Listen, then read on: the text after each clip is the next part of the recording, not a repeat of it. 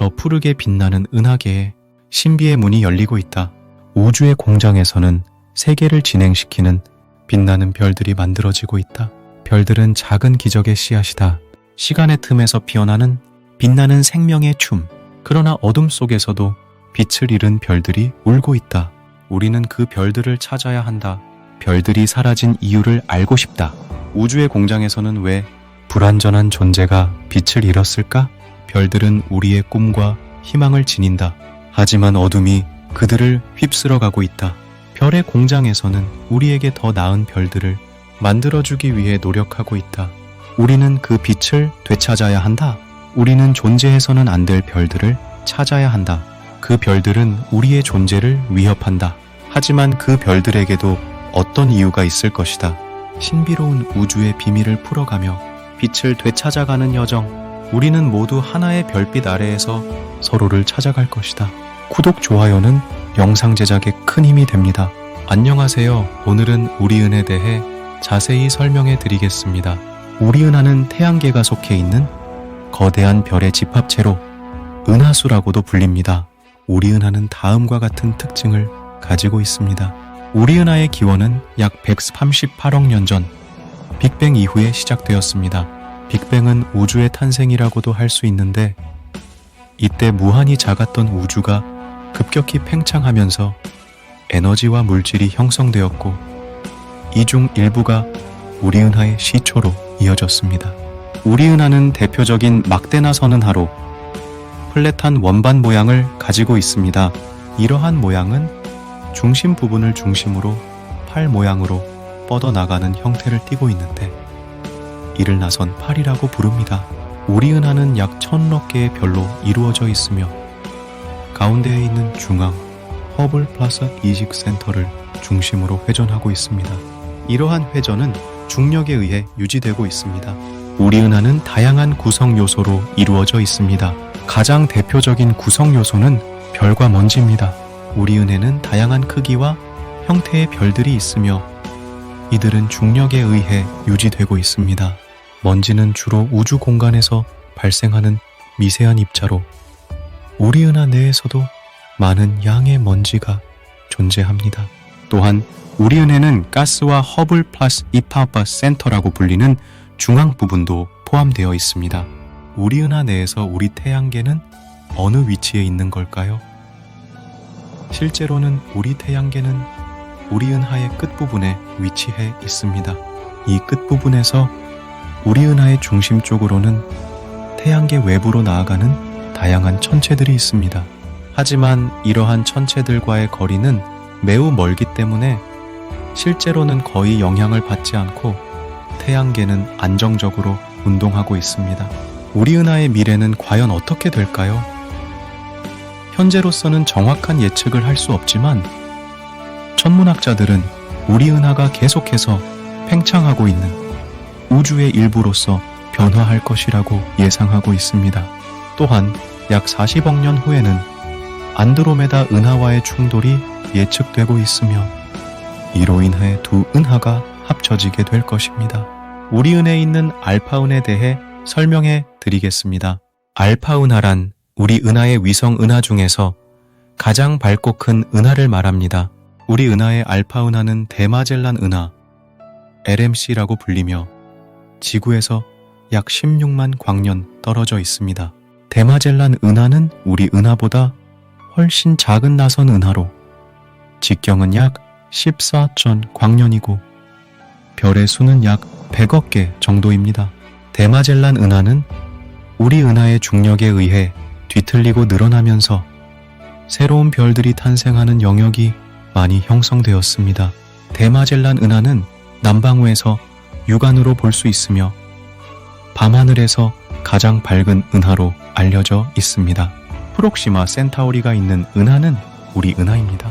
프록시마 센타우리는 우리 은하의 위성 은하 중에서 가장 밝고 큰 은하인 대마젤란 은하와 함께 알파 센타우리 시스템을 이루고 있습니다.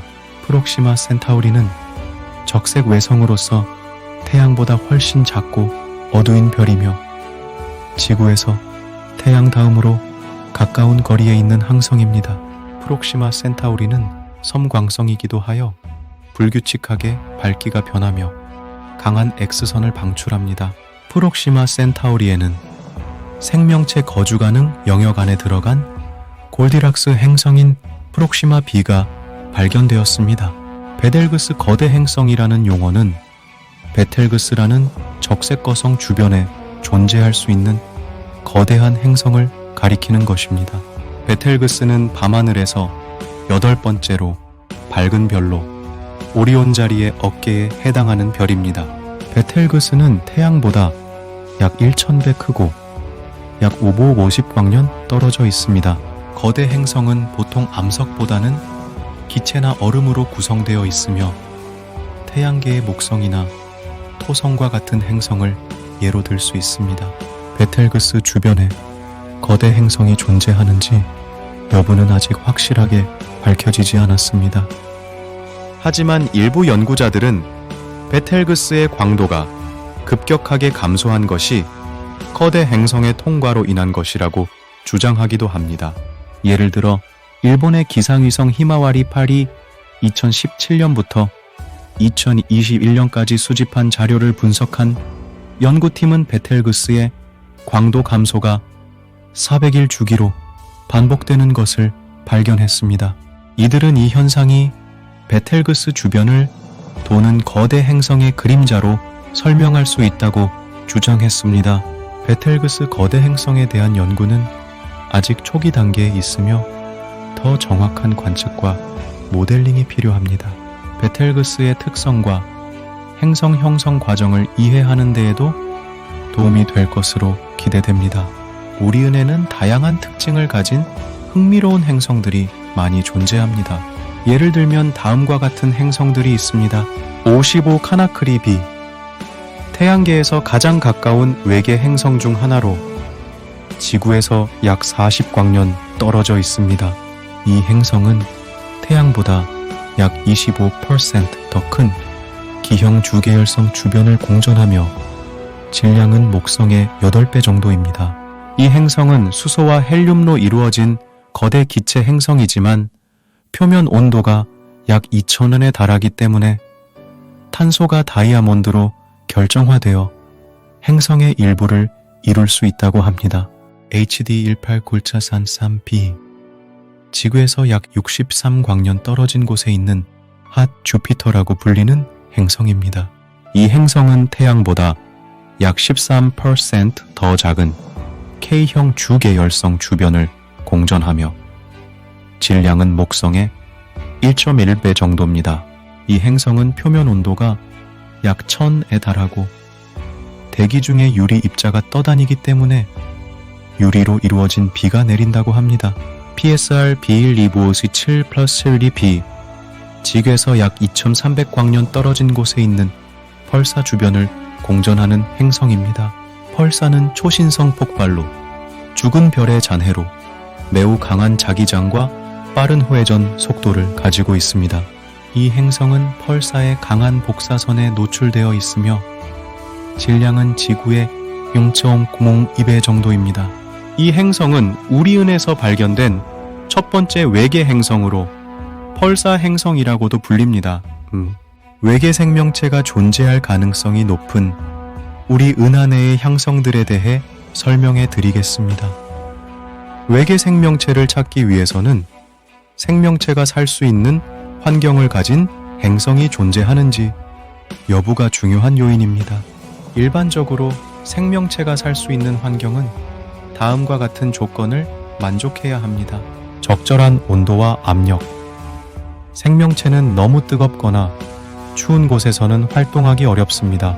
또한 너무 높거나 낮은 압력에서는 생명체의 구조가 파괴될 수 있습니다.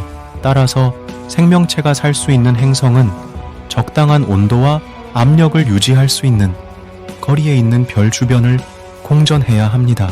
이를 생명체의 거주 가능 영역이라고 부릅니다. 액체 상태의 물. 생명체는 물을 용매로 사용하여 화학 반응을 일으킵니다.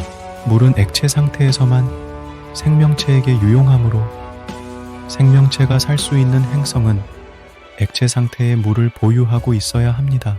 물은 행성의 표면이나 지하에 존재할 수 있습니다. 적절한 화학 구성, 생명체는 특정한 원소들로 이루어져 있으며 이들 원소는 행성의 대기나 표면에서 공급받을 수 있어야 합니다. 예를 들어 지구상의 생명체는 탄소, 수소, 산소, 질소, 인, 황 등을 필요로 합니다. 이들 원소는 행성의 대기나 표면에서 존재하거나 별의 활동이나 우주의 복사선에 의해 생성될 수 있습니다. 이러한 조건을 만족하는 행성이 존재하는 행성들은 다음과 같습니다. 프록시마 켄타우리, 지구에서 가장 가까운 행성으로 약 4.2광년 떨어져 있습니다. 이 행성은 적색 외성으로 태양보다 훨씬 작고 어두운 별입니다. 이 행성 주변에는 프록시마 켄타우리 B라는 행성이 존재하며 이 행성은 생명체 거주 가능 영역 안에 있습니다. 이 행성은 액체 상태의 물을 보유하고 있을 가능성이 높으며 탄소와 질소로 이루어진 대기를 가지고 있을 것으로 추정됩니다. 트라피스트 1, 지구에서 약 39광년 떨어진 곳에 있는 적색 외성입니다. 이 행성 주변에는 7개의 행성이 존재하며 이들 모두 지구와 크기가 비슷한 지구형 행성으로 알려져 있습니다. 이 행성들 중 3개는 생명체 거주 가능 영역 안에 있으며 액체 상태의 물을 보유하고 있을 가능성이 높습니다. 이 행성들은 탄소와 질소로 이루어진 대기를 가지고 있을 것으로 추정됩니다. 글리제 607c, 지구에서 약 23광년 떨어진 곳에 있는 적색 외성입니다. 이 행성은 글리제 667이라는 삼중성계의 일부로 다른 2개의 별과 함께 공전하고 있습니다.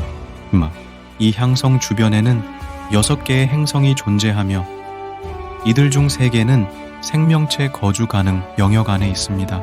이 행성들은 액체 상태의 물을 보유하고 있을 가능성이 높으며 탄소와 질소로 이루어진 대기를 가지고 있을 것으로 추정됩니다. 이 외에도 우리 은혜는 수많은 행성들이 존재하며 그중 일부는 외계 생명체가 존재할 가능성이 있는 행성을 가지고 있을 수 있습니다. 우리 은혜 내에 있는 블랙홀에 대해 설명해 드리겠습니다. 블랙홀이란 중력이 너무 강해서 빛조차 탈출할 수 없는 천체를 말합니다. 블랙홀은 별이 폭발하거나 병합할 때 생길 수 있으며 그 크기와 질량에 따라 다양한 종류로 분류됩니다. 우리 은혜는 다음과 같은 블랙홀들이 존재합니다. 궁수자리 A, 우리 은하의 중심에 있는 초대 질량 블랙홀로 태양의 약 400만 배에 달하는 질량을 가지고 있습니다. 이 블랙홀은 지구에서 약 26,000광년 떨어져 있으며 주변에 가스와 먼지를 끌어당겨 강착원반을 형성합니다. 이 강착원반은 높은 온도와 압력으로 인해 밝은 빛을 방출하며 이 빛을 통해 블랙홀의 윤곽을 관측할 수 있습니다. X선 이중성, 우리 은혜는 수천 개의 작은 블랙홀들이 존재한다고 추정되는데 이들은 대부분 다른 별과 이중성을 이루고 있습니다.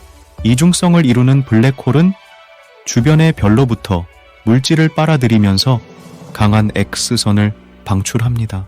이 X선을 통해 블랙홀의 존재를 확인할 수 있습니다.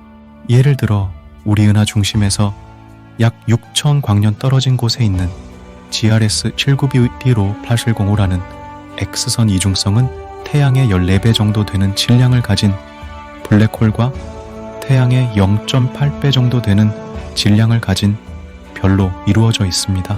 중력파 이중성, 우리 은혜는 블랙홀끼리 병합하는 과정에서 중력파를 방출하는 이중성들도 존재합니다. 중력파는 공간과 시간을 왜곡시키는 파동으로 블랙홀이나 중성자별과 같은 극단적인 선세대열리 운동에서 발생합니다. 중력파를 통해 블랙홀의 존재와 특성을 파악할 수 있습니다. 예를 들어 2015년에 관측된 주바리아 하스고 추가일사이라는 중력파 신호는 태양의 36배와 29배 정도 되는 질량을 가진 두 블랙홀이 병합하는 과정에서 발생했습니다. 우리 은에 존재하는 초신성과 중성자별에 대해 설명해 드리겠습니다. 초신성은 무거운 별이 죽을 때 일어나는 폭발 현상입니다. 이 폭발은 별의 중심부가 중력에 의해 붕괴하면서 발생하며 별의 외부층을 우주 공간으로 날려버립니다. 이때 방출되는 에너지와 물질은 새로운 별이나 행성을 만들 수 있습니다. 우리 은에서는 한 세기당 평균 3번 정도의 초신성 폭발이 일어난다고 추정됩니다. 중성자별은 초신성 폭발 후 남은 별의 잔해로 거의 중성자로 이루어진 밀집한 천체입니다. 중성자별은 태양의 2배 정도의 질량을 가지면서 지구보다 작은 크기를 가집니다. 중성자별의 밀도는 원자핵의 밀도와 비슷하며 표면 중력은 지구의 10배 정도입니다. 우리 은해는 약 3억 개의 중성자별이 있을 것으로 추정됩니다. 펄사는 매우 빠르게 회전하면서 강한 전자기파를 방출하는 중성자별의 일종입니다. 펄사는 초당 수백 번에서 수천 번의 속도로 회전하며 빛의 속도에 가까운 속도로 움직이는 입자들을 방출합니다. 이 입자들은 펄사의 자기장에 의해 극지방으로 향하며 빛의 총을 형성합니다. 이 총은 펄사의 회전축과 일치하지 않기 때문에 펄사가 회전할 때마다 총이 깜빡이는 것처럼 보입니다. 우리 은해는 약 20만 개의 펄사가 있을 것으로 추정됩니다. 우리 은해에 있는 창조의 기둥 등 별공장에 대해 설명해 드리겠습니다. 별공장이란 새로운 별이 탄생하는 곳을 말합니다. 별공장은 주로 성간가스와 먼지로 이루어진 성운 안에서 발견됩니다. 성운은 별의 중력에 의해 압축되고 가열되면서 핵융합 반응을 일으키는 원시별이 형성됩니다. 이러한 과정은 수백만 년에서 수십억 년에 걸쳐 진행됩니다. 우리 은해는 수많은 별공장이 존재하며 그중 일부는 다음과 같습니다. 창조의 기둥은 독수리 성운이라는 성운의 일부로 허블 우주망원경이 촬영한 상징적인 사진으로 유명합니다. 창조의 기둥은 성간가스와 먼지의 덩어리로 이루어져 있으며 그 길이는 약 4광년입니다. 이 가스와 먼지들은 새로운 별을 만드는 과정 중에 있으며 그와 동시에 최근에 형성된 근처의 별의 빛에 의해 무너져 가고 있습니다. 창조의 기둥은 지구로부터 약 7,000광년 떨어져 있으며 제임스 웹 우주망원경이 저고에선 영상으로 촬영한 바 있습니다. 특히 오리온 성운은 밤하늘에서 가장 잘 보이는 성운 중 하나로 오리온 자리의 칼자루 부분에 위치합니다. 오리온 성운은 약 1500광년 떨어져 있으며 직경은 약 24광년입니다. 오리온 성운은 약 10만 년 전에 형성된 비교적 젊은 성운으로 약 3000개의 새로운 별이 탄생하고 있습니다. 오리온 성운은 허블 우주망원경과 제임스 웹 우주망원경이 다양한 파장으로 촬영한 바 있습니다. 카리나 성운은 우리 은에서 가장 크고 밝은 성운 중 하나로 용골자리 방향에 위치합니다. 카리나 성운은 약 7,500광년 떨어져 있으며 직경은 약 200광년입니다. 카리나 성운은 약 300만 년 전에 형성된 성운으로 약 14,000개의 새로운 별이 탄생하고 있습니다. 카리나 성운은 허블 우주망원경과 제임스 웹 우주망원경이 다양한 파장으로 촬영한 바 있습니다. 빅뱅 이론은 우주가 약 137억 년 전에 한 점에서 폭발하면서 시작되었다고 주장하는데 이에 따르면 우주의 나이보다 더 오래된 별이나 별 탄생 이론으로 설명할 수 없는 별이 존재해서는 안 됩니다. 그런데 우주에서는 이런 별들이 발견되고 있습니다. 예를 들어 오리온 선군에서 중심별 없이 우주 공간을 떠다니는 150여 개의 천체를 발견했다고 합니다. 이 천체들은 목성 질량의 몇 배에 이르는 젊고 뜨거운 천체일 것으로 추정되는데 이는 기존의 행성과 별 형성 이론에 따르면 존재해서는 안 되는 천체라고 합니다. 또한 빅뱅 이론을 지지하는 증거들에도 함정이 있다고 주장합니다. 예를 들어 우주 배경 복사는 빅뱅의 훌륭한 증거이기도 하지만 빅뱅을 부정하는 증거가 되기도 한다고 합니다. 또한 원시 핵합성을 통해 예측한 리튬의 양과 실제 관측된 리튬의 양이 맞지 않는다고 합니다.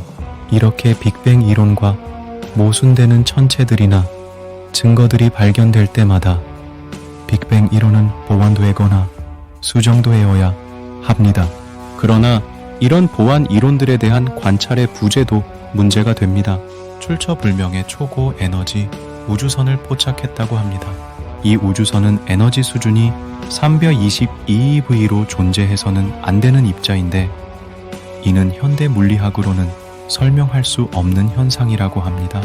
이처럼 존재해서는 안 될 별은 빅뱅 이론의 한계나 모순을 드러내는 천체들이나 현상들에 대하여 말하고 있습니다.